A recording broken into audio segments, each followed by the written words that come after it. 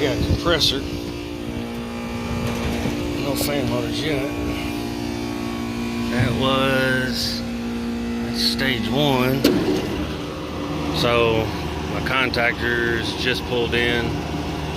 Obviously that's my one that's disconnected. This one should be next.